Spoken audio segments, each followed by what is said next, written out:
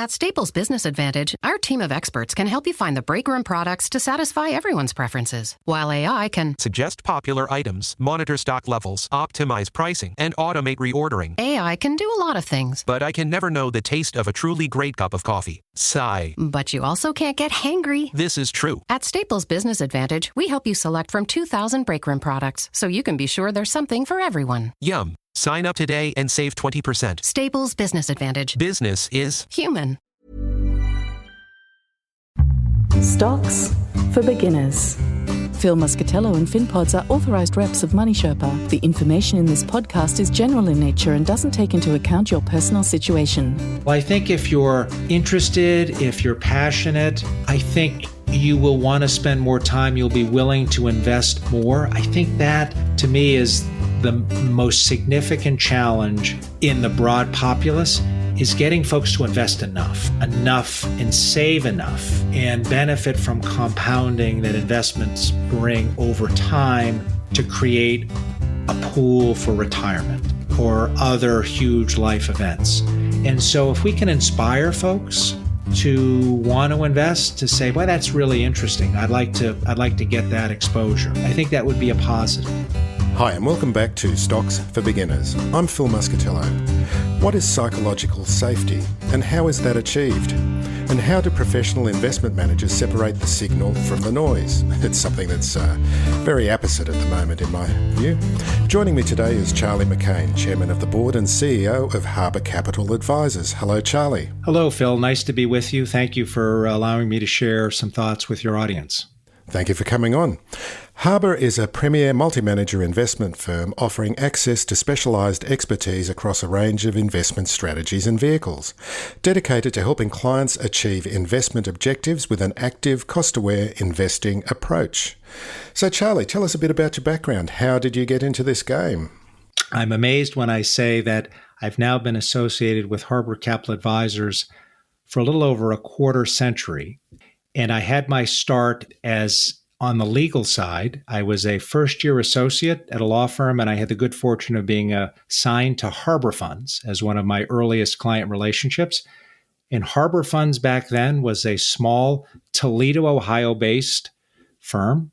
And if many of your listeners haven't been through or to Toledo, it's in the industrial heartland of the Midwest. They make cars and powertrain parts in glass bottles. And Harbour was the pension department of one of the world's largest glass bottle companies called Owens, Illinois, and it managed the pension assets for its employees. And because Harbour is in an industrial center, not necessarily a financial center, they had always done that since the early 1970s by identifying talented investment managers from around the globe, asset class specialists, and bringing those together to manage the portfolio in a combined way. So when I was first exposed to Harbour, I thought, this is really interesting. This is a different way to go about creating compelling investment outcomes. And so over the years, I left the law firm, joined Harbour, and progressed, and over time had the privilege of taking on the lead role at Harbour that I hold now. But one of the things that hasn't changed over that quarter-plus century is our core focus on identifying talent around the globe. So you started from a legal background. You didn't have training in finance or economics at all? I was an economics major in college, so good question. Oh, okay. Yep. So I always had a feeling that investments, securities was interesting, but came at it from the legal corporate security side. I could never be and was never a litigator where you argue in court. That would be a foreign practice for me, Phil. In practice then, pension funds, is that the way that they operate, that they have their pool of money which needs to be managed and they find external managers for that pool?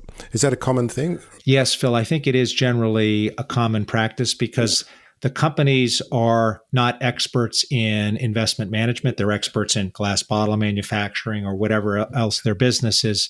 So they have a team that typically will identify those professionals and combine them. And that's, I think, what Harbour's done for Owens, Illinois in the past, and it's very common. So in your view, and obviously you've got a lot of people that you can share your thoughts with within the firm. Yes. What's your view of how 2023 is shaping up?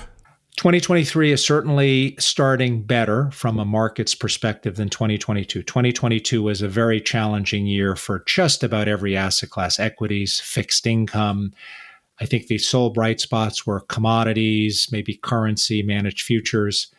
So all of those are in the black starting this year. And I think that's a reflection of the fact that there's a sense of maybe the world economies can find a soft landing from this balance between bringing down inflation and preserving employment. But that sentiment seems to shift by the week, sometimes by the day, based on the data that comes in. And the most recent data, Phil, has been that maybe that vision of a soft landing may be supplanted again by a hard landing and recession, as in the United States, the job reports continue to be so resilient and robust, which is confounding experts. So for 2023, from my perspective, I think it's going to be a more challenging year, not as challenging as 2022, but challenging given the amount of uncertainty around inflation, jobs, recession,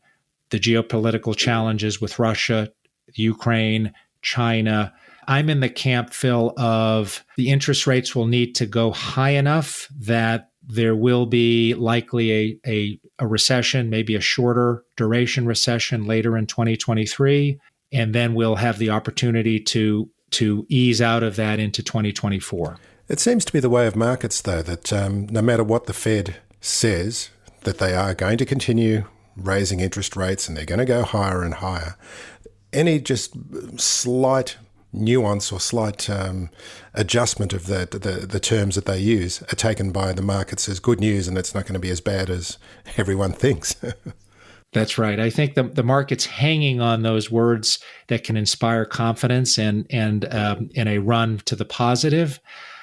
But the data continues to be challenging. And so I'm not as optimistic as some of the other market participants about it being able to achieve that soft landing. I've heard it described as the Fed endeavoring to land a 747 aircraft on an aircraft carrier in choppy seas. It's possible, but really hard, really hard. And it's a challenge because what the Fed is trying to do in slowing the economy means jobs will be lost. And that's an unfortunate outcome of what the Fed is trying to get here with bringing down inflation. But I think they have to bring down inflation in their view, first and foremost.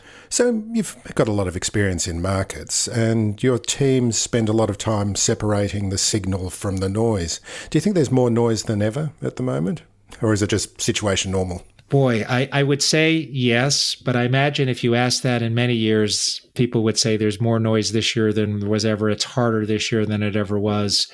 I do believe that there is more noise this year than in past because of the number of different inputs, both domestically and abroad, that are unpredictable in outcomes. The Russia-Ukraine, that dynamic and the unpredictability of how that will evolve, that's difficult to factor in. The inflation challenges in the United States and how that will play through, that's difficult necessarily to predict. So from separating the signal from the noise, it requires thoughtful patience. And by that, I mean to understand that in the shortest of terms, in the nearest of terms, it can be very difficult to appreciate the path forward. But as you have a longer horizon, a medium-term horizon and longer, you can identify the signals that will drive better long-term outcomes. It's a little bit like when you think about a baseball game. They play 9 innings and you have the opportunity for one team that's maybe has more experience and more talent to demonstrate over the 9 innings that they're going to be a better outcome. But if you only play that game for 2 innings, it's really hard for that expertise to shine through. You have too many variables that can result in unpredictable outcomes. And I think it's important for all of us to invest with that medium and longer term horizon at play when we can. Do you have any examples of any signals emerging from the noise that you can speak to? some of the signals that we're focused on and resulted in our delivering investment products that we think can follow those signals through over the medium and long term. One of those significant ones is around commodity and commodity exposure. By that, I mean we are in a long-term period, in our view, of two things. One, underinvestment in commodity production, and two, a societal transformation from high carbon commitment activities to medium and lower carbon commitment activities, which require a shift in the types of commodities we're using. And so that would be a dynamic where, from a signal perspective, we're seeing trends that in the medium and long term should hold firm relative to the short-term volatility that we're seeing in commodity prices, for example.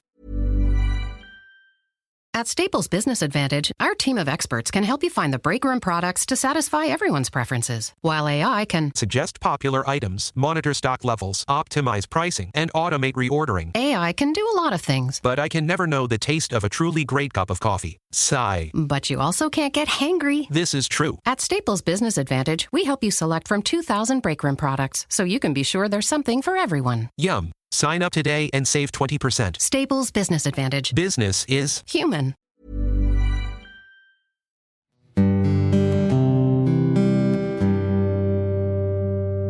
We began the podcast by talking about psychological safety. Are there any safe spaces in investing management? I would say there are three. Two, which are very, I think, commonly thought of from a psychological safety perspective. One that is more particular to us at Harbor. And the first two would be, one, diversification. I think from a safety perspective in investing, whether you're a retail investor or you're a professional investor, I think the dynamics around ensuring that you have a well-diversified portfolio that allows you to take advantage of different trends that can emerge over time and also protect you in the short term for that volatility, the noise that we talked about earlier. That would be one. Two is a medium to longer term time horizon for your investment thesis. That's really important because so many studies that talk about if you react to the short term and step away from the market on certain days, can be a handful of days in a year, you can lose and miss the significant appreciation potential that you get by being exposed to the market over multiple years. And so it's particularly hard to time, whether you're a professional investor or a retail investor. So to have a vision for what you want to accomplish and then how you believe you can get there is really important. I think that is a safe space because it allows you to be confident in your vision when the short-term noise hurts from a portfolio red ink versus black ink perspective. The third, I would say from our vantage point, is to be inspired by what you're investing in, about how you're going about building your portfolios. If someone's really interested in what they're putting in their portfolio, what they're doing, how it's being constructed, I think that creates a passion for saving more, investing more. That's critically important to building a pool that can support your retirement needs, home purchase. And so that passion can come through really interesting investment options to supplement your portfolio. And I think that's something that we work really hard to do to make investing interesting as well as value adding. It's great that you mentioned the long-term view and that professional managers like your firm and retail investors should actually be looking at this in terms of maximising returns. It's a great lesson for people just starting out in markets as well, I believe. Yes. One of the things that we have a wonderful vantage point given our role as you said, well, Phil, a manager of managers, where, again, we're focused on identifying talent from around the globe, asset class specialists, and bringing them their strategies to the U.S. market in a cost competitive way and providing very good services. We have exposure to managers around the globe. And all of them, or at least the managers we work with, would say, if you ask me to bet on what's going to happen in the market by the end of this year, they'd say, well, I'll give you my thoughts, but I'm no likelier to get that right than if you asked Mary Smith on the street in Omaha, Nebraska. She may be more likely to get it right than me. And that's an appreciation for how hard it is in the short term, even amongst these most professional of investors. Their edge, which can be our edge and our investors' edge, is to bet on the medium term and long term, to bet on skill, to be able to demonstrate a different and value-adding return outcome over time. And so you're absolutely right, Phil. That's really important from any vantage point. And also taking unorthodox views as well, that nothing is off limits in terms of discussions about possible outcomes for commodities, stocks, or whatever, that there always has to be, I'm presuming it's a testing of theses. That's a very helpful perspective to have. For example, over the past decade, if you had commodity exposure in your portfolio, you might have said, I've missed out on that portion of my portfolio that otherwise could have been invested in Tesla, Facebook, Amazon, Google, and I lost. But what's hard to know is when the diversification effects become very important in someone's portfolio. So starting last year through the present, you would have benefited significantly from having a meaningful commodity exposure to balance out your portfolio results. And so, to your point, Phil, it's important to have a range of differing views within the portfolio, guided by your long-term horizon. So that can allow you to skew more towards equities and risk assets and maybe less towards fixed income and other income-generating dynamics. Or if you're in retirement needing income more today, you'd shift your portfolio. But even there broadly, for example, in 2022, if you had 100% of your portfolio in safe, and I say that in quotes, fixed income securities, unfortunately, you would have had a significant loss in your portfolios. A better balance would have given you a better outcome. Yeah, that's where there was traditionally the idea that fixed income, as expressed through bonds, is always a safe ballast to have in your portfolio. But of course, with rising interest rates, that didn't play out last year. That's right. Harbour Capital, if you can give me the correct term, ETF originators? That's right. In the US, we would say sponsors. Mm-hmm. Yeah, we've traditionally, our start was as a mutual fund sponsor. That's what we had been since 1986.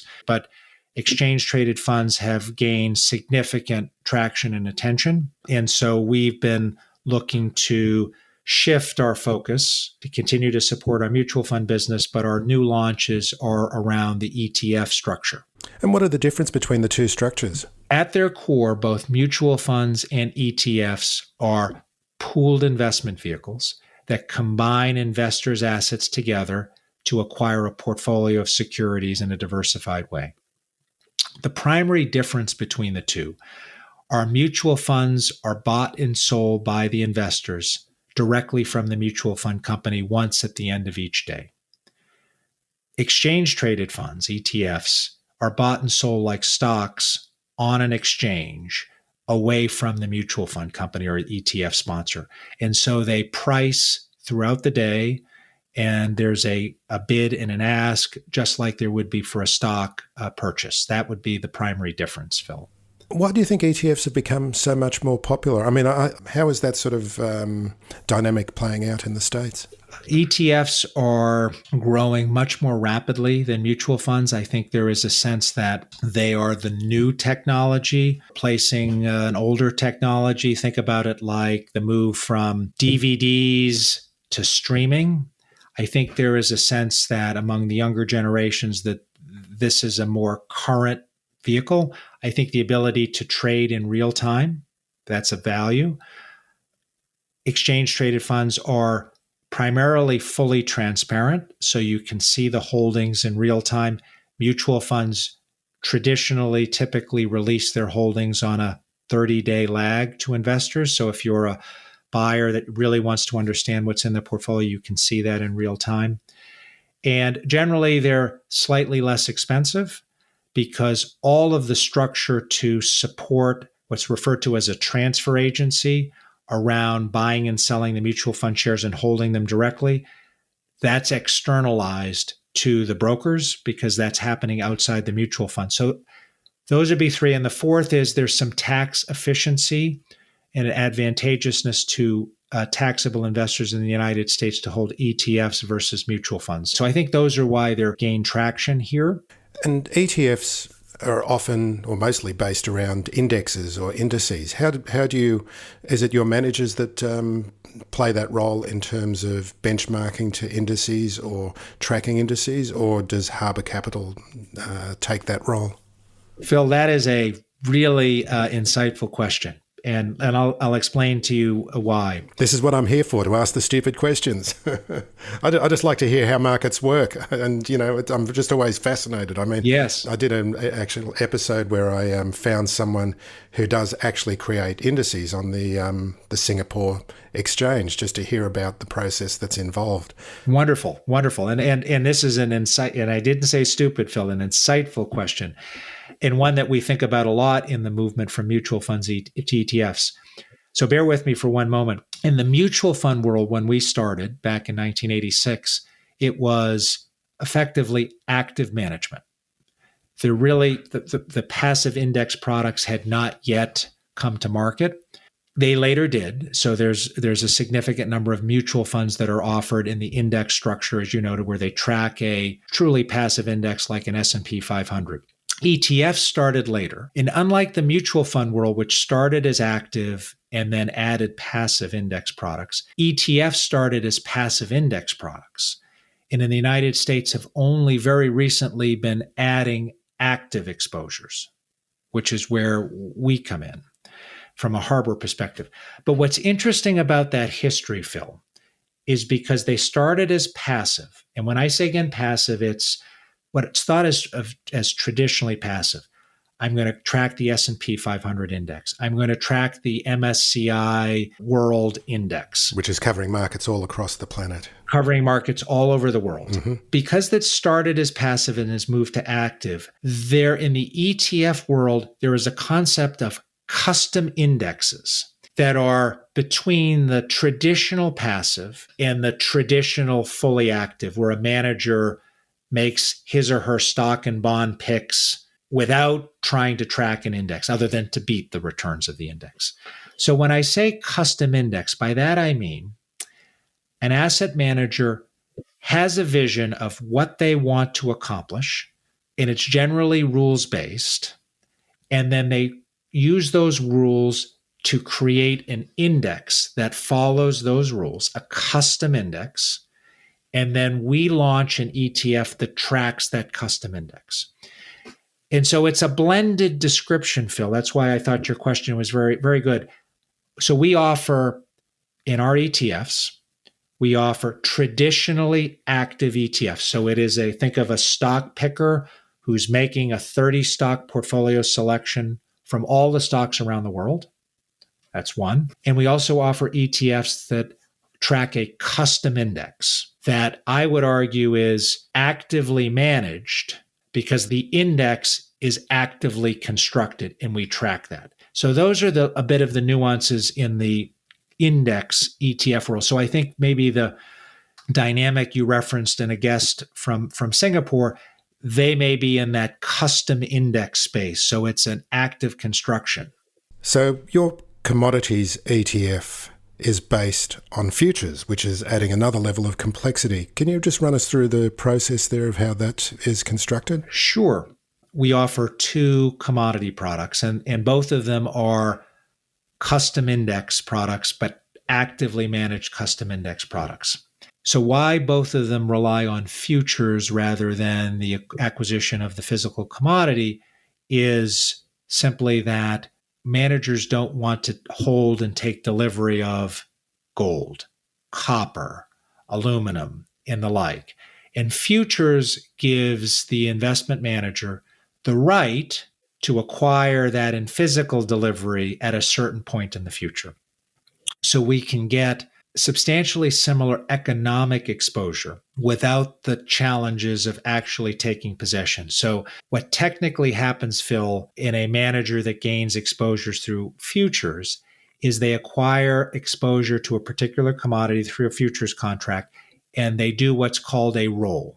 So as that futures contract gets close to maturity, which as you have to either take delivery, or if you're the opposite side of the futures contract, make delivery, you roll it. So you effectively cancel the prior one and you get a new futures contract that will take you through another 3 or 6 month period. And they continue to roll forward the futures, giving you economic exposure without the need to have a storage shed in the backyard filled with, a supply of nickel or palladium or something like that. I always find with futures, it's worthwhile thinking about the history of commodities and soft commodities, like agricultural commodities, in that a farmer might be producing a crop of barley and a speculator will come in and say, well, look, let me give you some money based on what I expect this commodity to be worth in the future. Is that a fair enough observation? I think that's certainly one part of the market for futures. I think the other part is that farmer that you're referencing getting surety of the price that they'd be able to deliver their pork bellies to the market at a month, 2 months, 3 months in the future is very helpful for them to plan, because we talked earlier about the short-term noise. There has been significant volatility in commodity prices, particularly the agricultural-based commodity prices. In the United States, we're having a challenge with bird flu. And so you're seeing lots of things and the effect of that from agricultural prices in the short term dramatically spike up or down. And so I think futures helps provide stability. So what is unique about the management style of the people looking after the commodities ETFs? So what's we think distinctive, and why bring a new commodity product to market? We think that there can be a unique return stream and value add as a result of the active exposure that, in this case, Quantix Commodities, the sub-advisor, the manager that we identified, brings to the table.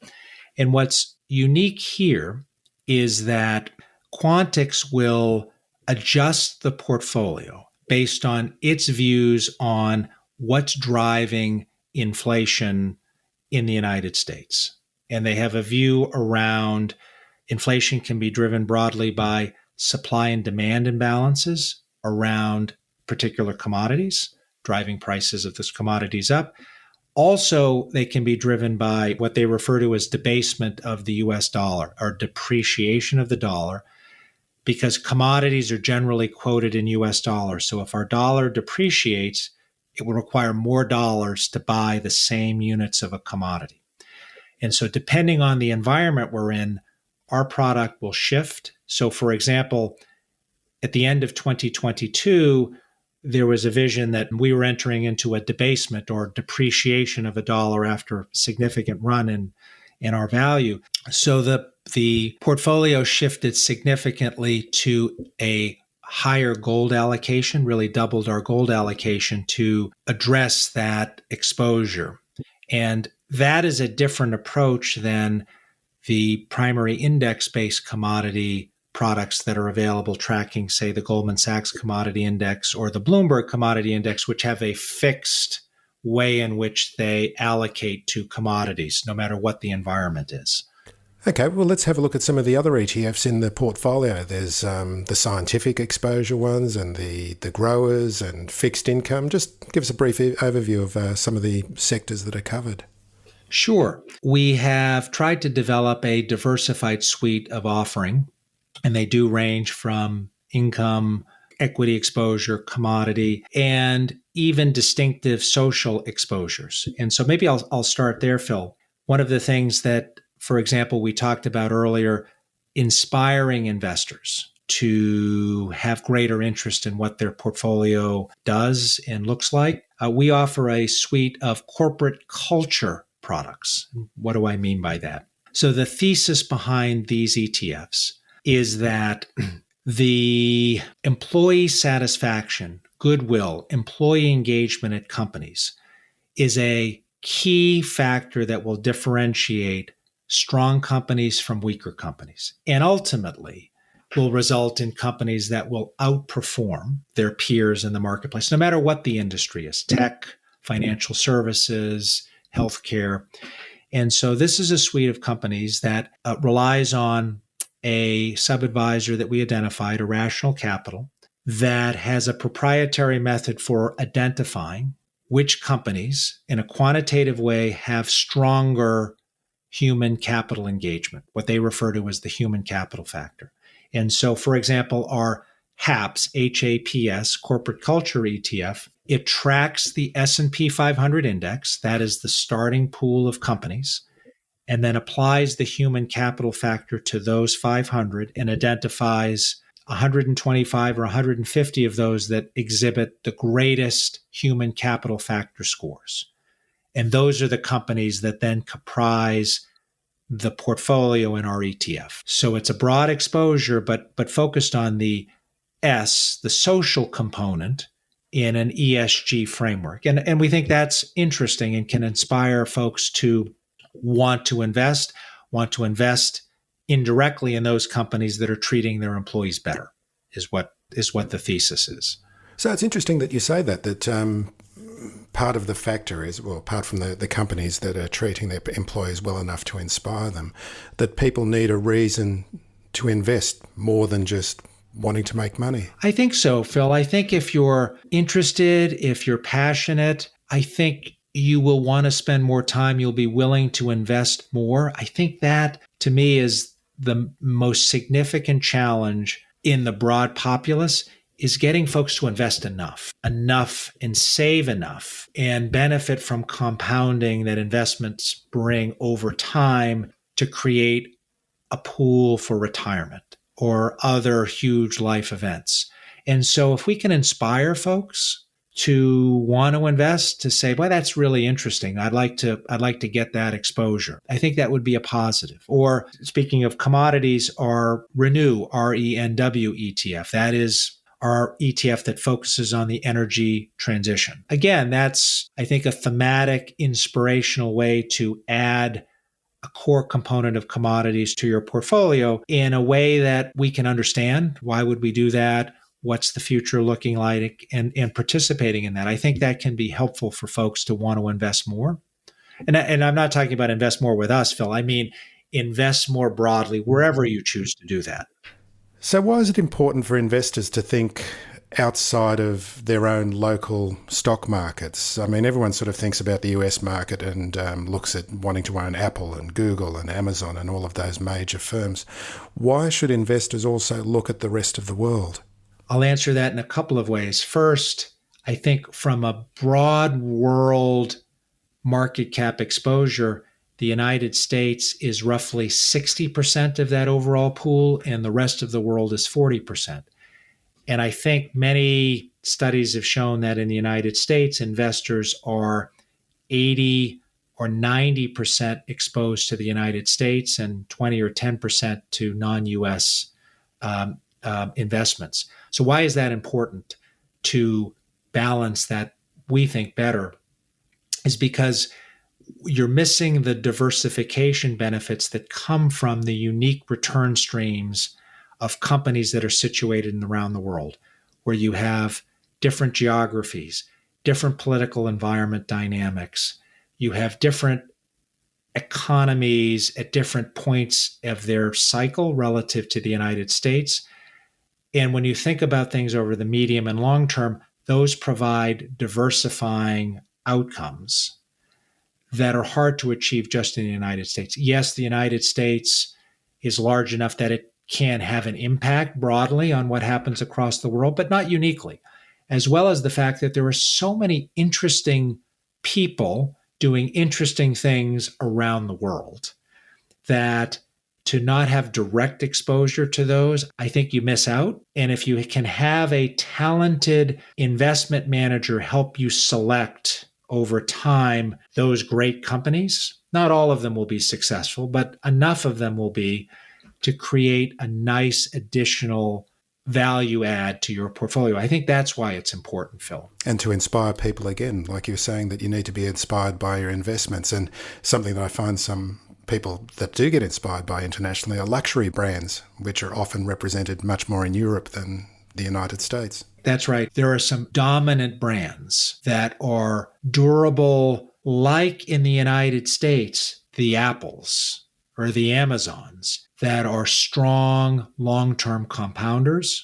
Actually, we have an ETF that we've launched, which is called International Compounders, ticker OSEA, and its focus is on owning 30 stocks, just 30, never more, never less, from every market around the world except the United States. And the luxury brands are a component of that 30 because they're so powerful around the world. And so you're absolutely right about that, Phil. There's different exposures based on those different histories that can lead to very good differentiated return streams. Okay, then, Charlie, tell us how listeners can find out more about Harbour Capital and the products on offer. And as usual, I will put links to your website and the funds as well in the blog post in the episode notes. Oh, thank you, Phil. You can visit us at harborcapital.com, which is our website. All of our products are offered there. And certainly appreciate the time and the opportunity to share some of our background with you. Charlie, thank you very much for coming on. I've really enjoyed this conversation. Thank you, Phil. Thanks for listening to Stocks for Beginners. If you enjoy listening, please take a moment to rate or review in your podcast player, or tell a friend who might want to learn more about investing for their future.